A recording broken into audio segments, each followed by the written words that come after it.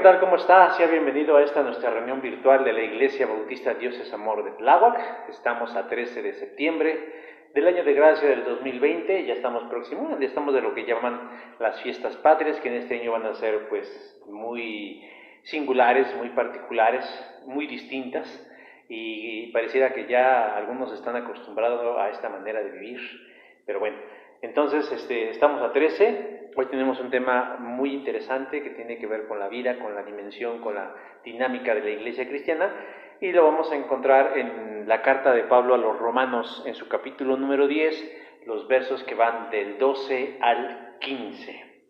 Y bueno, en lo que ustedes van buscando ahí en sus Biblias, esta porción, les recuerdo los anuncios. Tenemos clase los miércoles, los escritos de Juan, a partir de las 7 de la tarde, 7 de la noche, a través de la aplicación Meet. Quienes están asistiendo tienen 5 minutos de tolerancia para entrar, después ya no van a poder entrar, y no porque seamos sangrones, sino más bien porque queremos respetar y honrar a los que están puntualmente. Además, por el mismo manejo de la plataforma, pues lo ideal es que podamos entrar así a esa hora. Tenemos los viernes de oración a partir de las 7, también por la aplicación Meet. Ahí sí, usted puede entrar un poquito después con un poquito más de laxitud a la oración. Bueno, no entre tanto, porque si va usted a entrar a las 8, pues ya se acabó, ¿verdad? Estamos en eso. Tenemos nuestra oración presencial los días sábados a las 8 de la mañana, de 8 a 9 de la mañana.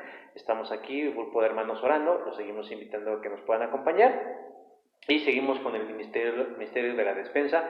También tenemos las clases para niños, que se publica a partir de las 7 de la noche los días sábado en nuestro canal de YouTube, en donde las hermanas maestras pues están haciendo un esfuerzo por enviarles material bíblico y espiritual, pues también para que los pequeños no se nos vayan adelgazando en ese ámbito. Y bueno, ya estamos llevando a cabo algunas tareas para acondicionar cierta parte de nuestro templo, y bueno, si el Señor lo permite, pues para que algunos puedan regresar. Digo algunos porque, bueno, otros quién sabe si regresen, ¿no? Pero bueno, tenemos esos anuncios. ¿Tenemos película? Vamos a tener película en este mes. Vamos a poner la película Dios no está muerto, parte 3, y de igual forma espero el enlace, el vínculo, que se publicará a través de nuestro canal, de nuestra página de Facebook, a través de nuestro grupo de WhatsApp de la iglesia. Entonces, para que podamos disfrutar de estas bondades. Romanos 10, del 12 al 15, y una vez que lo tengan vamos a leerlo todos juntos, y voy a hacer yo la lectura, la siguen ustedes con su vista, y dice así la palabra del Señor. Dice: porque no hay diferencia entre judío y griego, pues él mismo que es Señor en todos, es rico para con todos los que le invocan. Porque todo aquel que invocare el nombre del Señor será salvo. ¿Cómo pues invocarán a aquel en el cual no han creído? ¿Y cómo creerán en aquel que no han oído? ¿Y cómo no oirán sin haber quien les predique? ¿Y cómo predicarán si no fueren enviados? Como está escrito: cuán hermosos son los pies de los que anuncian la paz, de los que anuncian buenas nuevas. Vamos a tener un tiempo de oración. Padre Santo, te rogamos en esta hora que tú, Señor, te honres a través de tu palabra y llegues a las mentes, a los corazones, a las voluntades de los oyentes, de los que están del otro lado de esta pantalla, Señor, y puedan discernir tu voluntad, no como algo ajeno o como un tema más, sino como el recordatorio de una gran responsabilidad y de un enorme privilegio, Señor, que es el de anunciar las bondades de Jesucristo. Te pedimos, Señor, que nos sigas guardando en el precioso hueco de tu mano y nos sostengas, Señor, ahí. Permítanos seguir viendo tu gloria, Señor, y seguir profundizando en nuestra relación contigo. Todo esto, Señor, lo pedimos en el nombre de Jesús. Amén. Bueno, antes de entrar a nuestra predicación de este día, vamos a tener cantos espirituales, también para alegrar el espíritu, alegrar el alma y obviamente alabar el nombre de nuestro Dios. Y cuando finalicemos este tiempo, pues vamos a tener ya el tiempo que es el tiempo de nuestro Dios. Entonces no se vaya y ahorita volvemos.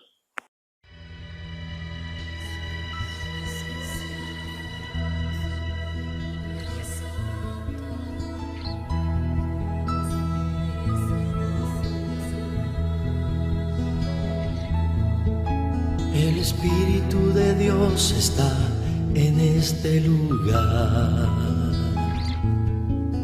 El Espíritu de Dios se mueve en este lugar. Está aquí para consolar, está aquí para liberar, está aquí para guiar. El Espíritu de Dios está aquí. El Espíritu de Dios está en este lugar. El Espíritu de Dios se mueve en este lugar. Está aquí para consolar, está aquí para liberar, está aquí para guiar. El Espíritu de Dios está aquí. Dile, muévete en mí, muévete en mí, muévete en mí. Toca mi mente, mi corazón, llena mi vida de tu amor. Muévete en mí, Dios Espíritu, muévete en mí. Vamos a decirle al Señor juntos, el Espíritu de Dios. El Espíritu de Dios está en este lugar. El Espíritu de Dios se mueve en este lugar. Está aquí para consolar, está aquí para liberar, está aquí para guiar. El Espíritu de Dios está aquí. El Espíritu de Dios está en este lugar. Créelo que Él está aquí. El Espíritu de Dios se mueve en este lugar. Está aquí para consolar, está aquí para liberar, está aquí para guiar. El Espíritu de Dios está aquí. Dilo conmigo, muévete en mí, muévete en mí. Toca mi mente, mi corazón, llena mi vida de tu amor. Muévete en mí, Dios Espíritu, muévete en mí. Muévete en mí, muévete en mí. Tócame, toca mi mente, mi corazón, llena mi vida de tu amor. Muévete en mí, Dios Espíritu, muévete en mí. Sí, Señor, cántale a Él, el Espíritu de Dios. El Espíritu de Dios está en este lugar. Él está aquí.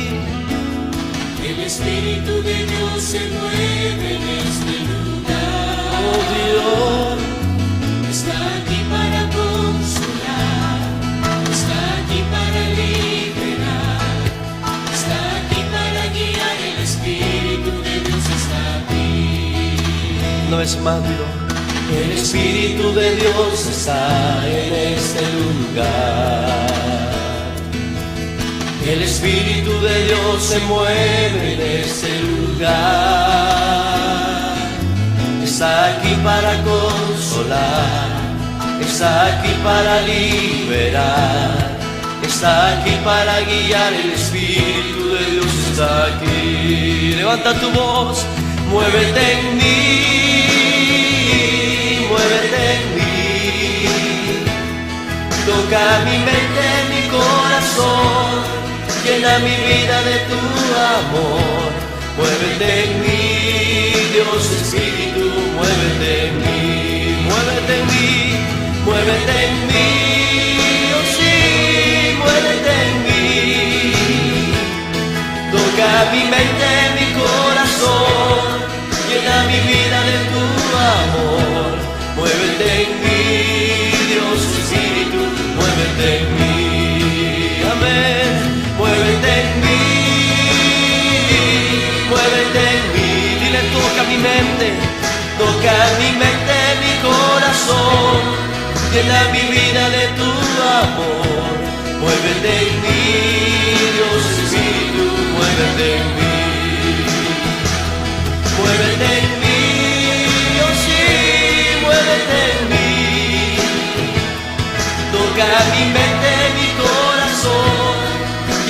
vida de tu amor.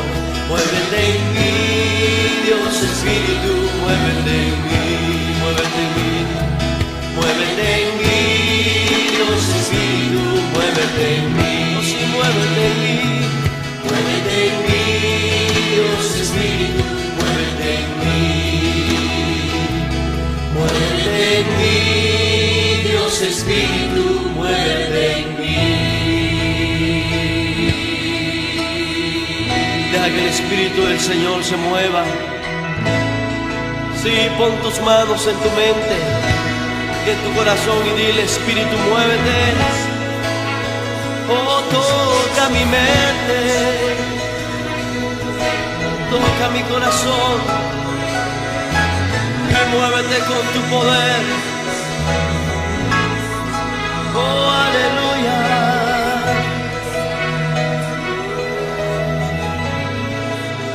Sí, Señor, deja que el Espíritu de Dios se mueva.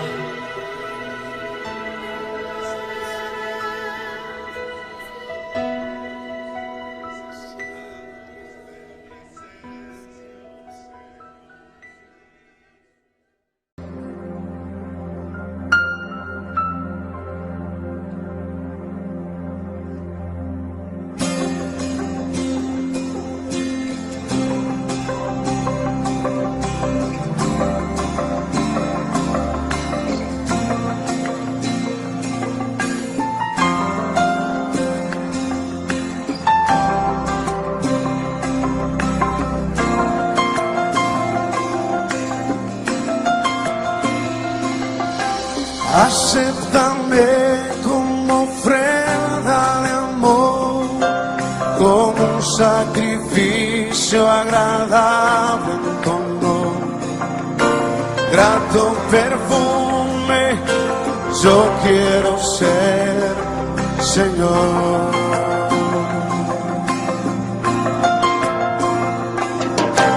Acéptame como ofrenda de amor, como un sacrificio agradable en tu honor. Grato perfume yo quiero ser, Señor.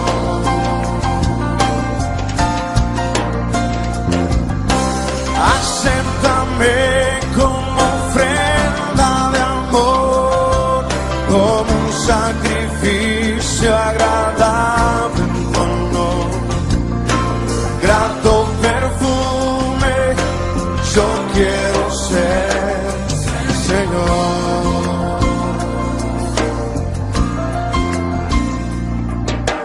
Tal como soy, Señor, sin nada que ofrecer más que mi canción. No tengo más que darte, pues todo es tuyo, Señor.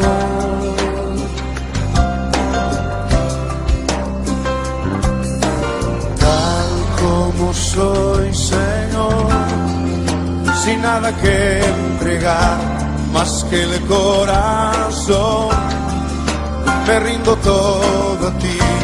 Tómame, Señor, tal como soy. Acéptame, acéptame como ofrenda de amor, como un sacrificio agradable en tu honor. Grato perfume yo quiero ser, Señor.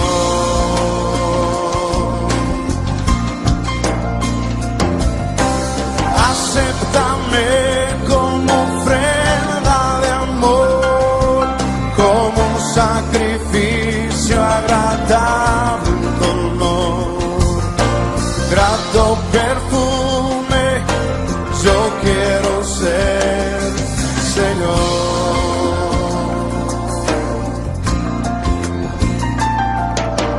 Tal como soy, Señor, sin nada que ofrecer más que mi canción.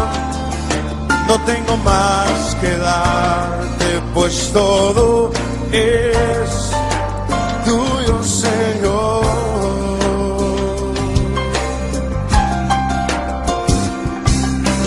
Tal como soy, Señor, sin nada que entregar más que el corazón, me rindo todo a ti.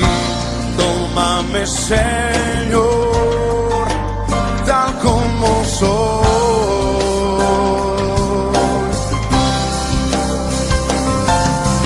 Acéptame como ofrenda de amor, como un sacrificio agradable con honor. Grato perfume yo quiero ser. Señor, levanta tus manos y cántalo. Acéptame como ofrenda de amor, como un sacrificio agradable con honor. Grato perfume yo quiero ser. Señor, una vez más, ofrece tu vida. Acéptame como ofrenda de amor, como un sacrificio agradable con honor. Grato perfume yo quiero ser, Señor.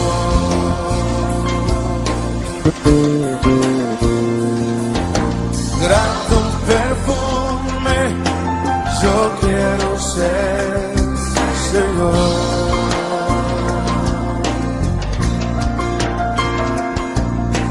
Grato perfume yo quiero ser, Señor.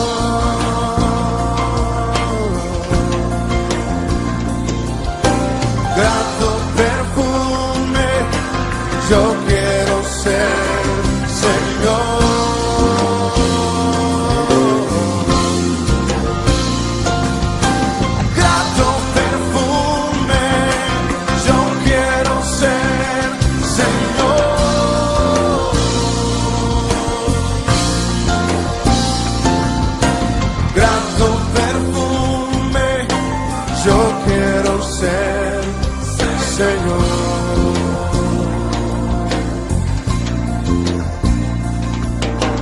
Grato perfume yo quiero ser, Señor.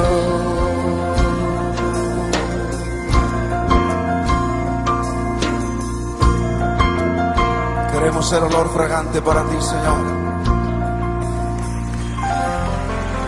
Perfume agradable delante de tu trono. Bueno, ya volvimos de estos cánticos espirituales. Vamos a entrar de lleno al tema que hoy nos ocupa y que es importante, que tiene que ver con nuestra función como iglesia, y estamos tomando como base Romanos 10, de los versos 12 al verso número 14. Déjeme compartir algo que leí en un muro de Facebook de una persona que conozco, y dice así lo siguiente, lo voy a leer tal cual lo escribió. Dice: entre signos de admiración, me imagino que la idea es hacerlo con mucho énfasis, diciendo: la iglesia es esencial, pero la iglesia la hace un grupo de personas reunidas en cualquier parte del mundo. Cerrar un local por amor a esa iglesia no es una falta de fe, es ser prudentes y saber que por cualquier medio la palabra de Dios es predicada. Que la falta de economía no sea un pretexto para abrir la iglesia, porque entonces revelará el interés de ser iglesia. Yo creo que alguien dijo que todas las opiniones son respetables. Yo tengo mis reservas de esa expresión, pero bueno, concediendo que todas las opiniones son respetables, eso no significa que todas las opiniones, por más respetables que sean, deben ser consideradas una verdad. Efectivamente, como dice ahí, entre signos de admiración, la iglesia es esencial, o yo creo que más de lo que es tal vez un médico, o de lo que es un bombero, o de lo que es muchas otras cosas más. Porque si lo miramos desde nuestra perspectiva cristiana, lo que trasciende y lo que trascenderá en este universo, pues no es ni siquiera nuestro cuerpo ni nuestra salud, sino nuestra alma y nuestro espíritu. Hasta ahí coincidimos quien escribió el texto y su servidor. La Iglesia es esencial. Pero lo que continúa diciendo es una contradicción evidente.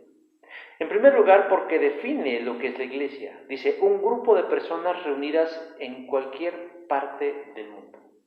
Efectivamente, eso es una iglesia. Solo que omite decir que en este tiempo de pandemia y de las medidas de contingencia por el coronavirus, muchas iglesias, la gran mayoría de las iglesias, por lo menos aquí en México, no están reunidas. Luego entonces, no hay iglesias. Es una contradicción definir que la iglesia es un grupo de personas reunidas en cualquier parte del mundo. Pues hoy en día hay muchas iglesias que no están reunidas, muchas personas que no están reuniéndose en ningún lugar con sus hermanos en la fe para algo en específico. Pero también justifica la dispersión a la que ha sido sometida la iglesia en ese tiempo y se convierte en vocero del Estado diciendo, cerrar un local por amor a esa iglesia no es falta de fe, es ser prudente y saber que por cualquier medio la palabra de Dios es predicada. Y que la palabra de Dios es predicada. Si un local donde una iglesia se reúne es cerrado y ésta no se reúne ahí, ni en ningún otro lado, es contrario al espíritu, a la naturaleza y a la dinámica de la iglesia. Y de la misma definición que acaba de dar. Porque si no hay un lugar en donde la iglesia se reúna, luego entonces, si no está reunida, eso no es iglesia. Si los creyentes no se reúnen y mantienen compañerismo, eso no es una iglesia. Por más virtual que lo queramos ver. Más allá de la prudencia o del supuesto amor a la iglesia, lo que ha sucedido, mis hermanos y mis hermanas, es que hemos sido engañados, o más bien hay gente que se ha dejado engañar, bajo el argumento de que la iglesia no son los edificios, sino la gente. ¿Eso es una verdad? Sí, es una verdad. La iglesia no es el techo, no son las sillas, mesas, bancas, altares, bocinas, instrumentos, puertas, salones, patios, juegos, edificios. No, esa no es la iglesia, esa es una verdad. Pero utilizaron esta frase para justificar el aislamiento de la iglesia en este tiempo extraordinario. Y otro argumento que nos dieron para ir convenciendo, es decir, ahora la iglesia está en todos lados. Y muchos creyentes han sucumbido a esta falsedad. ¿Y sabe por qué? Porque esta falsedad ha estado perjudicando el avance del reino en lugar de beneficiarlo. Lo único que se ha logrado con estas medidas, en donde la iglesia ha sido cómplice de ella, es que efectivamente se ha salvaguardado la vida física de los creyentes, su vida y mi vida. Pero preguntamos, ¿qué de su vida espiritual? ¿Cómo está su vida espiritual? ¿Qué de su ministerio, si es que tiene un ministerio?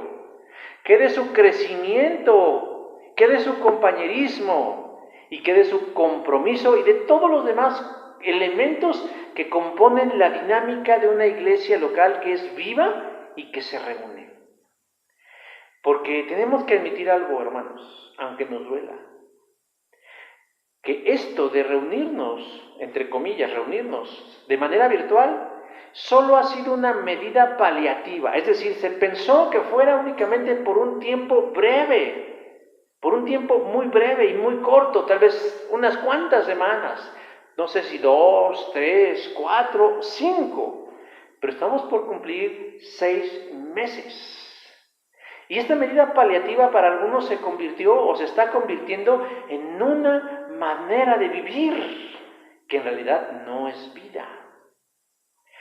Algo, hermanos, que nosotros en el error que no debemos caer es mirar esta situación como un sustituto efectivo y total de la vida de la iglesia, diciendo, bueno, si no podemos estar juntos como se debe, como estamos acostumbrados, luego entonces, pues, es exactamente lo mismo si lo hacemos detrás de una pantalla, encerrados, aislados, disgregados en nuestras casas.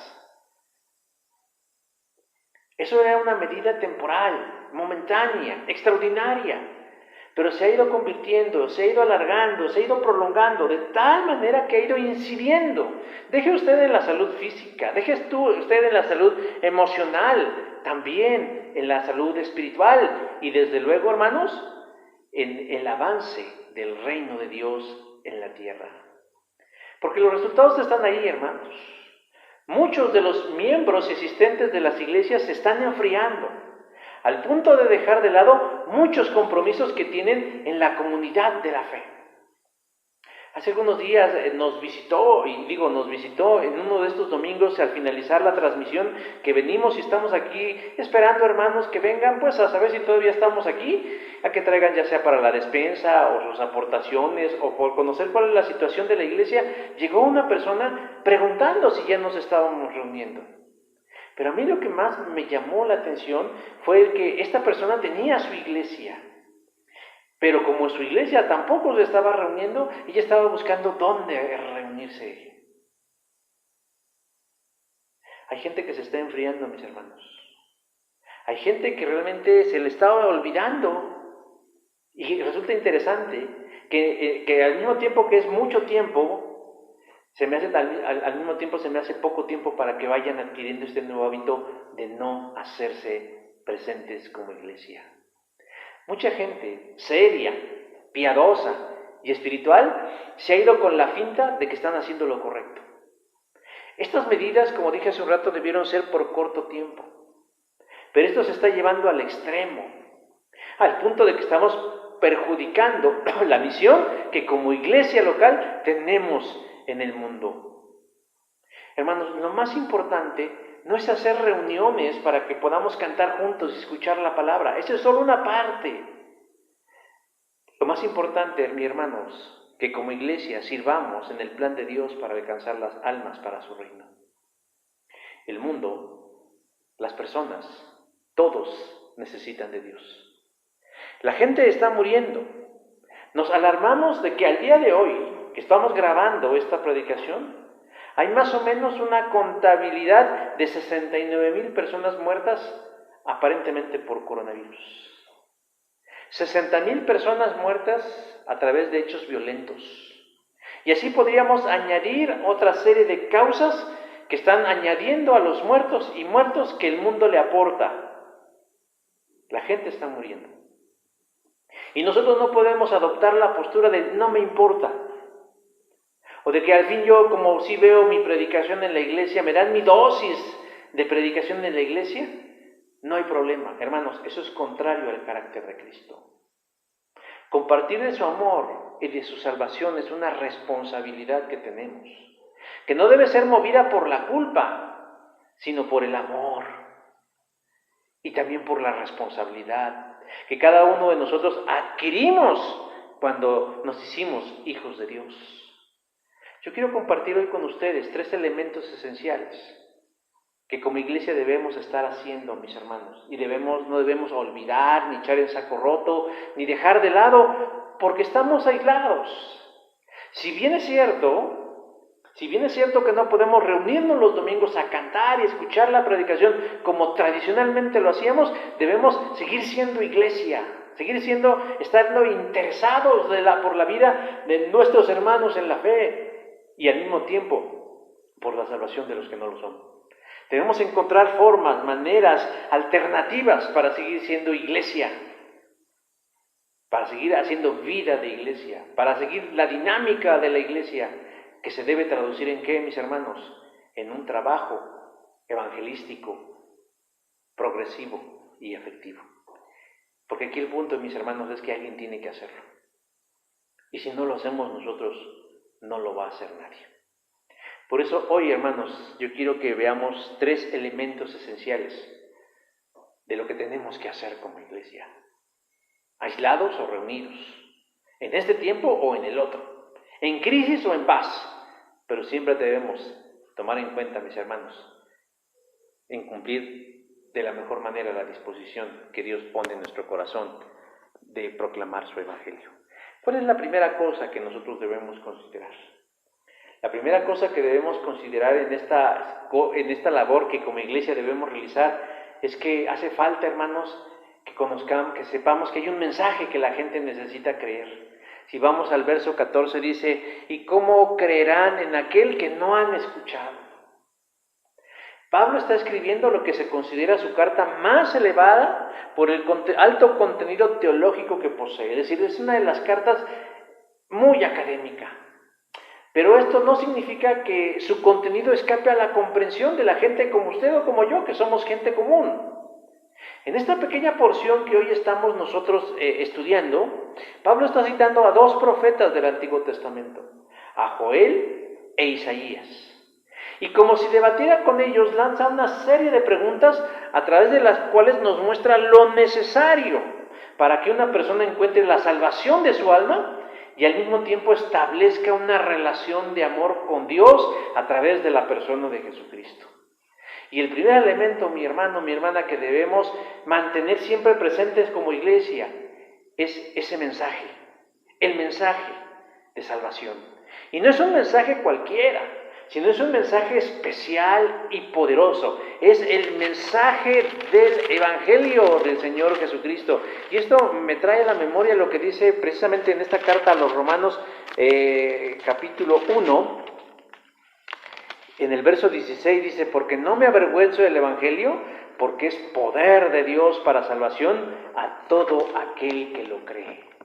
Hermanos, ese es el mensaje, el Evangelio del Señor. ¿Pero qué significa el Evangelio o qué implicaciones tiene el Evangelio? Nosotros como creyentes nos identificamos como cristianos, nos llamamos cristianos, seguidores de Cristo, y por lo tanto también nos decimos que somos evangélicos. ¿Pero qué significa el Evangelio? Para algunos el Evangelio es un compendio de creencias acerca de Dios. Para otros el Evangelio es como una declaración de fe donde se expresan las creencias y las convicciones de un grupo en específico. Pero para otros el Evangelio no es más que teología y religión pura y nada más. Pero hermanos, el Evangelio es mucho más que eso. La palabra Evangelio es una palabra griega que significa buenas noticias. En el tiempo de Jesús, cuando alguien escuchaba esta palabra Evangelio, la gente se formaba inmediatamente en su mente la idea de algo bueno. Cuando si te traigo el Evangelio, decían, caray, te traigo buenas noticias, buenos asuntos. Algo así como cuando de pronto nosotros prendemos nuestro teléfono y vemos las noticias o la televisión o compramos el periódico o el medio que a usted más le acomode y le guste y de pronto usted se da cuenta que hoy apareció una noticia como por ejemplo decir, se redujeron los impuestos. Uno dice, caray, estas son buenas noticias. Y eso es lo que significa realmente la palabra evangelio. El evangelio trata de Jesús, trata de la obra de Jesús, de la persona de Jesús, de las palabras de Jesús, exaltando su pasión en la cruz por nosotros. Nos habla de su poderosa resurrección. De eso trata el Evangelio. Pablo es el quien nos lo sintetiza en una sola frase en otra de sus cartas, en donde abarca el contenido y lo resume en una sola frase y que se consideró en el primer siglo como el credo de la iglesia del primer siglo. Y decía así en 1 Corintios capítulo 15, verso 3, dice, Cristo murió en lugar de nosotros, que éramos pecadores, tal como lo enseña la Biblia. Fue sepultado y después de 3 días Dios lo resucitó. Esto que yo les acabo de decir, mi hermano, mi hermana, es el mensaje que toda persona debe saber. Porque en él encontramos la razón de la vida. Pero también encontramos, hermanos, nuestro destino. Aun cuando para muchos de nosotros la palabra evangelio no son conocidas o familiares, la verdad es que todavía en este mundo hay gente que en su vida, hermanos, en su vida han escuchado hablar acerca de Jesús y de lo que Él ha hecho en su favor.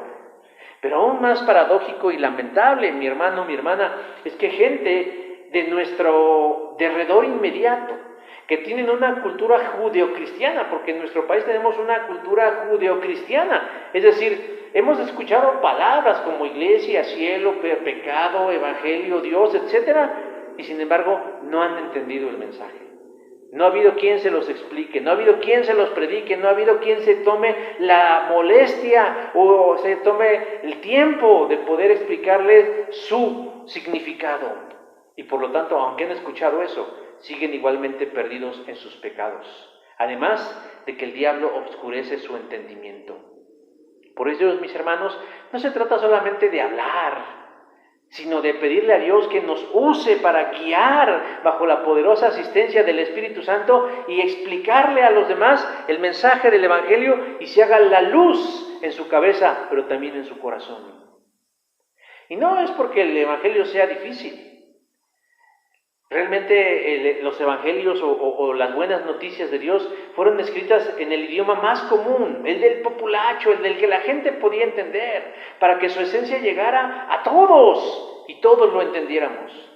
Pero como decía hace un rato, el diablo ha oscurecido el entendimiento de la gente y tergiversa las palabras y tergiversa las intenciones, y por eso resulta imprescindible que tengamos que explicarlos.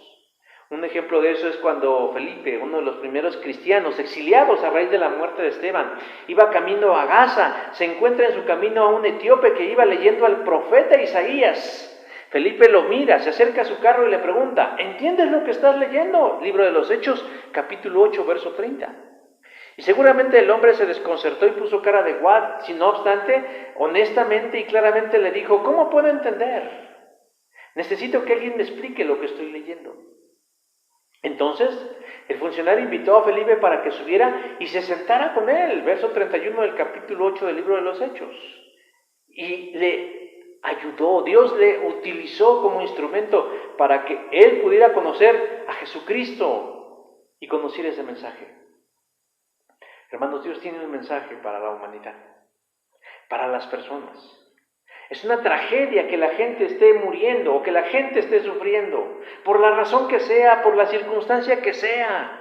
Pero más trágicamente, mi hermano y mi hermana, es que lo hacen sin conocer o sin haber escuchado el mensaje de Jesús. ¿De qué se pueden ellos acordar en los últimos momentos de su vida si nunca ha habido alguien que les hable de Jesús? La tranquilidad, la paz que yo puedo tener en lo particular después de haberle hablado a una persona es que existe alta probabilidad que en los últimos instantes de su vida Dios utilice a su Espíritu Santo y le hable a los oídos del alma y le recuerde que Jesús es el camino, que Jesús es la verdad y que Jesús es la vida. En algunas iglesias, cuando en otrora tiempo nos reuníamos para exponer la palabra y que la gente no se distrajera, se daba el siguiente anuncio: apague su teléfono celular, Dios le va a hablar hoy y no lo hará por su teléfono. Hermanos, la gente necesita apagar todos los ruidos que los distraen del verdadero mensaje de vida que es el Evangelio. Pero necesitamos, hermanos, que la gente escuche ese mensaje, que la gente sepa del mensaje. Y si se le dificulta su comprensión, mi hermano, mi hermana, es importante que nosotros se los expliquemos. Y no porque nosotros seamos sabios o seamos mejores, sino porque realmente el Espíritu de Dios nos puede utilizar para dejar en claro el mensaje de Jesús. La segunda cosa que nosotros no debemos olvidar como iglesia, por más aislados que estemos, y que tenemos que hacer, mis hermanos, primero, tener un mensaje que predicar, que explicar, que exponer, que proclamar. Pero lo segundo que debemos tener bien claros, hermanos, es que debe haber alguien que escuche el mensaje. Versículo 14 dice: ¿y cómo irán sin haber quien les predique? Pablo hace esta pregunta refiriéndose a los oyentes del mensaje. ¿Para quién es el mensaje? A veces nada más nos estamos evangelizando entre nosotros mismos. ¿Cómo se le ocurre a usted esa idea de que únicamente le estamos dando de comer a los que ya estamos gordos? Bueno, pues nos genera un problema de indigestión y un problema de obesidad. En términos espirituales puede suceder algo igual, mi hermano, mi hermana, en que únicamente seamos nosotros los que estamos recibiendo la bendición y la alimentación espiritual, olvidando que hay gente que está en los huesos. Toda la gente necesita la gracia salvadora de Jesús. Y le aseguro que hay más gente necesitando el mensaje de Jesús que gente que ya lo tiene. Algunos creen que ya somos varios, que hemos tomado la decisión no solo de creer en su mensaje, sino que lo hemos hecho nuestro.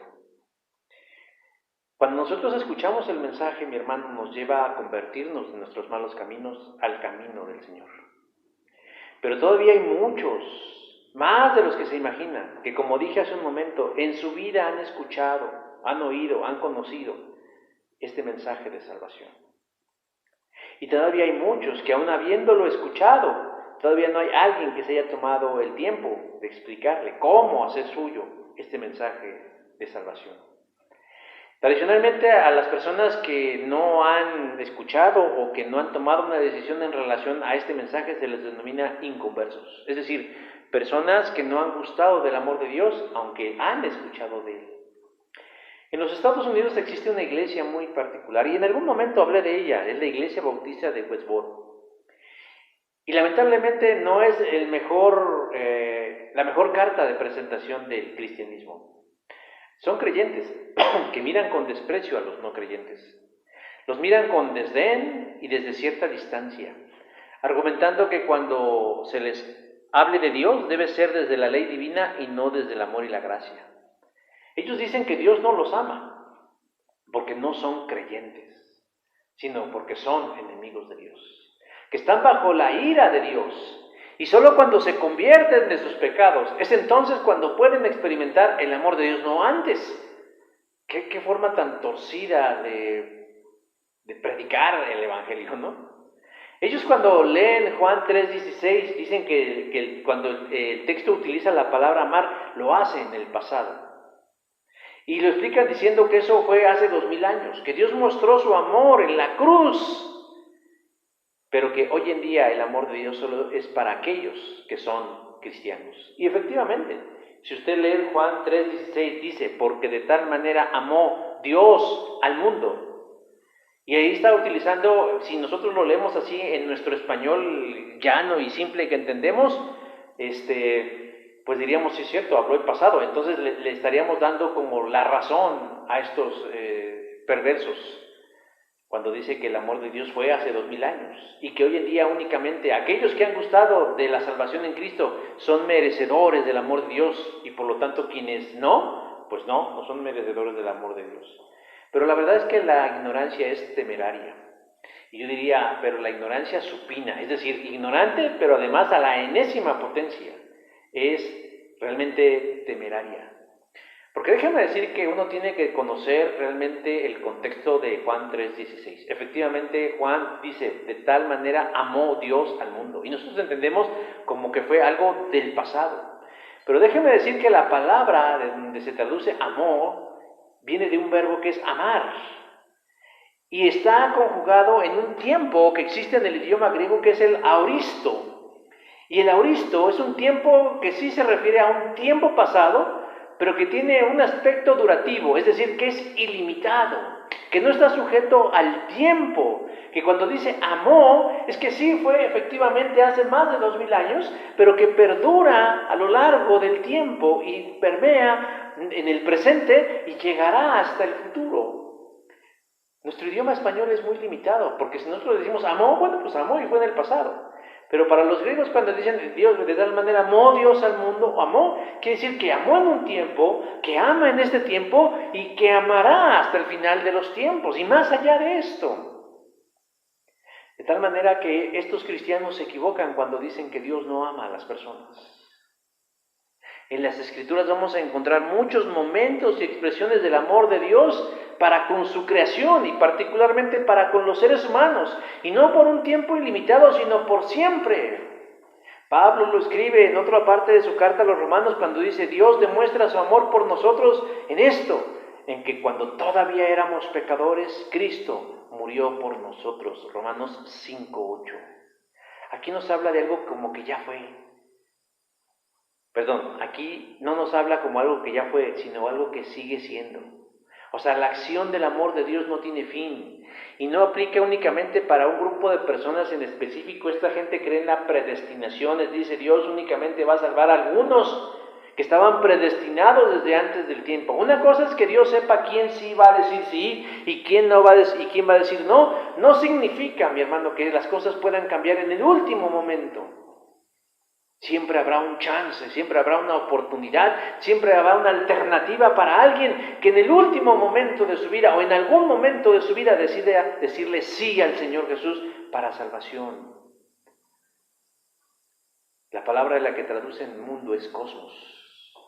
Implica todas las personas, hombres, mujeres, niños, ancianos, ricos, pobres, sabios, ignorantes, todas las personas, inclusive aquellas que a veces consideramos difíciles de amar. Para ellos es el mensaje, mi hermano y mi hermana.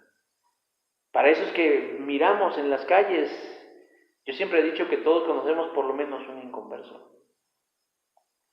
Por lo menos uno, y estoy siendo muy escaso, pero yo creo que conocemos más. Sin embargo, no los miramos nunca como candidatos, nunca los miramos como gente merecedora de ese evangelio, y a veces decimos que son duros. Bueno, pues sigamos orando, porque recuerde que quien hace la obra de convencer de pecado, juicio y justicia es el Señor.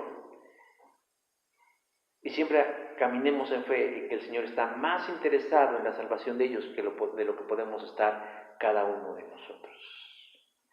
La tercera cosa y el tercer elemento, mi hermano y mi hermana, que no debemos olvidar y que debemos tener presente, porque alguien lo tiene que hacer, no solo es el mensaje, y no solo es quien recibe el mensaje, sino lo tercero es quien lleva el mensaje, en este caso nosotros, dice verso 15, y cómo predicarán si no fueren enviados.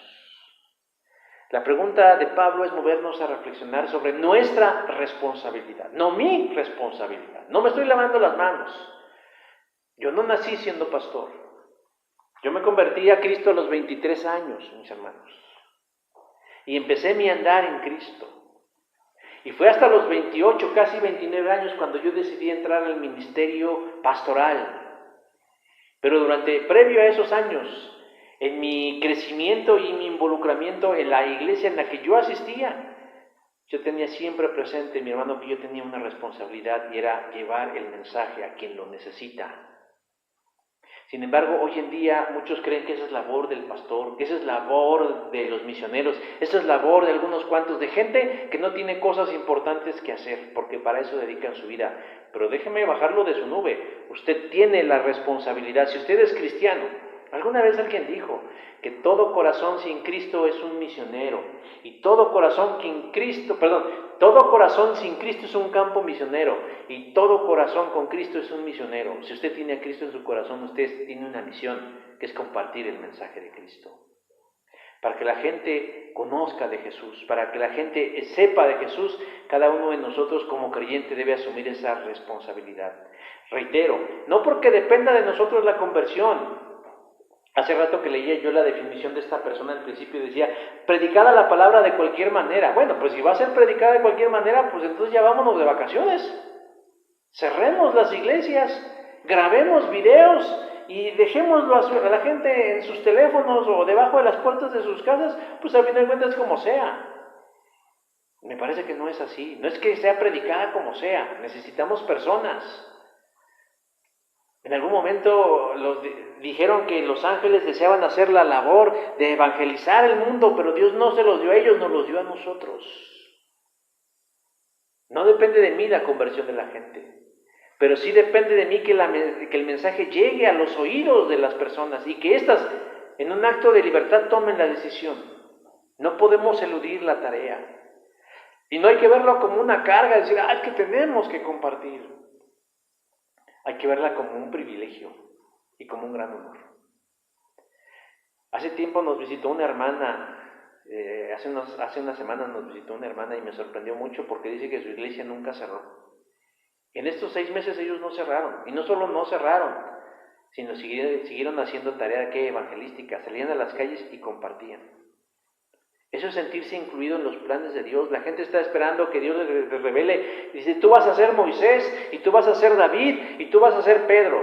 Hermanos, a veces queremos grandes revelaciones de la voluntad de Dios cuando ya sabemos lo que tenemos que hacer. Acercar el mensaje de Cristo a las personas que no lo conocen. Ya hemos sido enviados. Jesús dice, ustedes vayan y hagan más discípulos míos en todos los países de la tierra, Mateo 29, 19. La encomienda ya ha sido promulgada a la iglesia local a cumplirla. Se le conoce como la Gran Comisión, pero curiosamente se le apoda más bien la Gran Omisión porque es de lo que menos nos ocupamos y nos preocupamos. Ya que ahora andamos cacareando de que estamos en todas partes y que estamos fuera de los muros de los templos, pues debiéramos estar viendo conversiones, pero a rabiar, mi hermano. Pero no estamos viendo eso. Muchos están diciendo, que estamos en tiempos de aislamiento. La iglesia está en todas partes. Pero no, lo único que estamos viendo son creyentes, simplemente creyentes, que quieren regresar a misa los domingos y sentirse satisfechos con su pequeño ministerio. Bueno, eso sería en el mejor de los casos, porque hay unos que ni eso, ni siquiera su pequeño ministerio. Encontré una curiosidad en internet de cómo un incrédulo da recomendaciones a los creyentes de Jesús para ganar almas. Y dice lo siguiente: no soy cristiano, pero lo que puedo ofrecer es una perspectiva diferente. Doy testimonio de los errores que cometen los creyentes al tratar de evangelizarnos a los inconversos. Y ahí les van las recomendaciones. 1. Tenga un estilo de vida atractivo. Viva el evangelio. Que la palabra del Señor se haga carne en su vida. Que otros le admiren por su forma cristiana de vivir y quieran seguir su ejemplo. Pero a veces predicamos una cosa y hacemos otra. Somos igual, a veces hay cristianos igual de corruptos y de mañosos y tan sutilmente que no hay una distinción entre unos y los otros. 2. Prepárese teológica y espiritualmente. Antes de querer evangelizar a la gente que no conoce, tenga un nivel mínimo de vida espiritual y de conocimiento bíblico. Resulta increíble que damos clases y clases y clases y muchos se anotan y terminan siendo a veces los mismos. Pero ¿qué de los que no se anotan? ¿Qué de los que no van? ¿Qué de aquellos que no están? Pues no les interesa. Creen que es más emocionante saber de otras cosas que saber de Dios. 3. No repita las cosas de manera mecánica, como si usted hubiera sido adoctrinado, le hubieran hecho lavado de cerebro. El inconverso no debe sentir que usted está simplemente repitiendo lo aprendido. Usted ha llegado a alguna tienda donde de pronto alguien lo trata y le dice, ¿qué quiere, caballero? O según quiere ser amable, pero más bien parece que se aprendió un parlamento. Bueno, pues así se puede sentir alguien cuando únicamente está repitiendo de forma mecánica una frase. 4. Utilice un lenguaje sencillo. Modere el uso de terminología bíblica y eclesiástica. Algunas de las palabras que se usan en la iglesia y en los estudios bíblicos no son comprensibles por los inconversos. Procure expresarse en términos cotidianos, llanos. Recuerde la cultura de su interlocutor. Nunca presione. Número 5. Cuando hable del Señor a alguien que no conoce, no lo presione a que acepte su punto de vista, sino ábrase al diálogo y al intercambio de las ideas. Sea amigable. Irradie calidez humana y aceptación incondicional. Interésese sinceramente por su persona. No vea al inconverso como una oportunidad de ganar puntos con el Señor o de haber cumplido con su obligación, sino de haber salvado una vida. 7. Haga más énfasis en mostrar valores que en enseñar doctrinas. Hoy la gente quiere conocer gente de carne y hueso, pero al mismo tiempo victoriosos, vencedores, donde se pueda ver que la verdad cristiana es efectiva y tiene un valor actual. 8. Trate de comprender a la gente que no conoce. Póngase en los zapatos de los demás. Averigüe cuáles son sus valores, su cosmovisión y cómo piensa, cómo actúa, por qué actuó de esa manera y muestre comprensión. 9. Escuche atentamente las objeciones y preguntas del que no conoce. La gente quiere sentirse especial y comprendida. Y a veces lo único que tenemos que hacer es escuchar a alguien, porque trae una carga enorme de problemas. Y 10. No amenace a la gente que no conoce. Sabemos que la gente va al infierno, pero que esa no sea su primera estrategia. No lo amenace con ir al infierno, si no acepta el mensaje. Háblele siempre de la oportunidad que Dios tiene para él al aceptar a Jesucristo. Hermanos, un mundo con miedo necesita una iglesia valiente. Yo soy de los que cree que en estos tiempos debemos de cuidarnos, de que debemos ser prudentes y que debemos pensar en los demás, en relación a la propagación de una enfermedad como esta. Pero eso, hermanos, no invalida nuestra responsabilidad que como iglesia local debemos seguir compartiendo al mundo a la persona de Jesús. El aislamiento solamente ha sido una medida de ayuda, pero no debe ser un pretexto para no seguir haciendo lo que tenemos que hacer.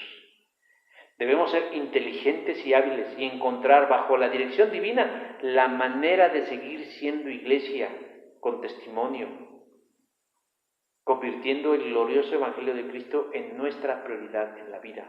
A mí me emociona recibir poquitos mensajes, pero esos poquitos mensajes me alientan en el espíritu de hermanos y hermanas que dicen: estoy compartiendo de mi fe, estoy hablando de Jesús a las personas.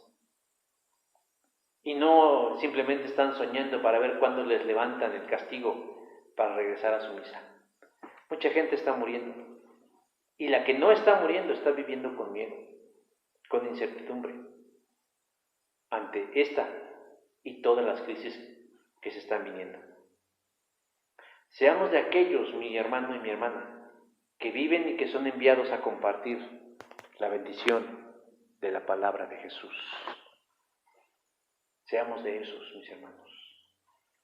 Creo que lo que menos que debiéramos pensar es en venir a escuchar predicaciones y venir a ver en qué podemos servir en este tiempo de crisis en un mundo que se está cayendo a pedazos. Vamos a orar. Señor, a veces se nos olvida el propósito por el cual tú nos has llamado. Yo sé que a ti te agrada y te gusta que nosotros nos reunamos para cantar. Yo sé que te agrada y que es bueno, y hay bendición, Señor, en que podamos tener compañerismo y edificarnos los unos a los otros, y que podamos orar los unos por los otros, interceder los unos por los otros, que podamos enseñar, aprender, crecer espiritualmente. Eso te agrada, Señor. Pero más te agrada, Señor, que nosotros podamos salir y hablar al mundo de Jesús. Ahora que tenemos esta oportunidad, Señor, debiéramos aprovecharla.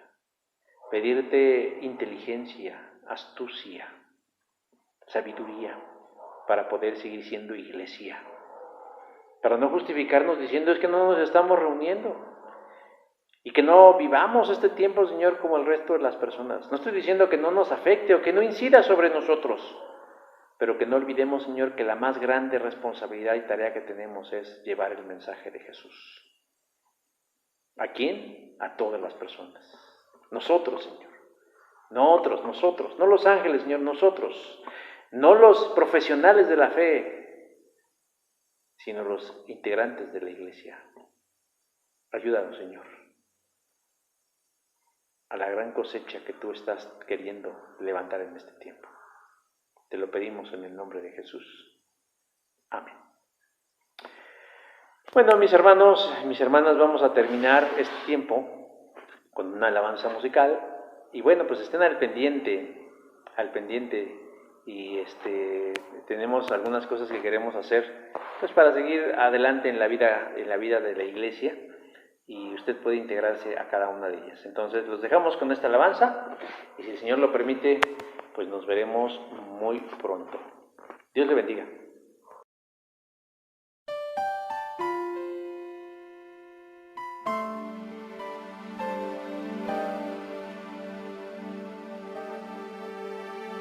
Cuando lloras por las veces que intentaste y tratas de olvidar las lágrimas que lloraste, solo tienes pena y tristeza, el futuro incierto espera. Puedes tener paz en la tormenta. Muchas veces yo me siento igual que tú. Mi corazón anhela algo real. El Señor viene a mí y me ayuda a seguir en paz en medio de la tormenta. Puedes tener paz en la tormenta, fe y esperanza cuando no puedas seguir,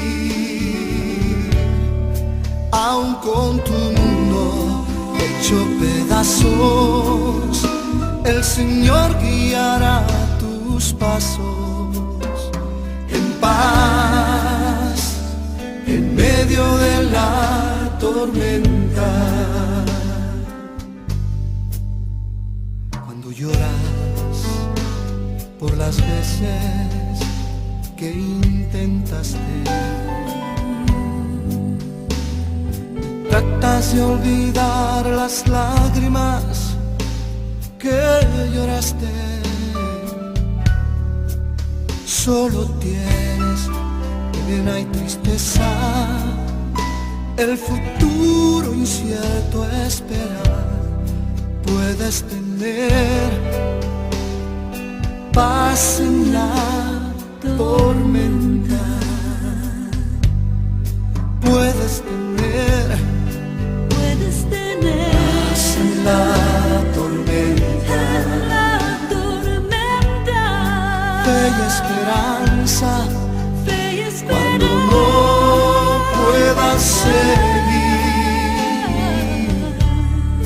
aun con tu mundo hecho pedazos, el Señor guiará tus pasos en paz, en medio de la tormenta. Muchas veces yo me siento igual que tú, Me siento igual que tú. y mi corazón anhela algo real. El Señor viene a mí y me ayuda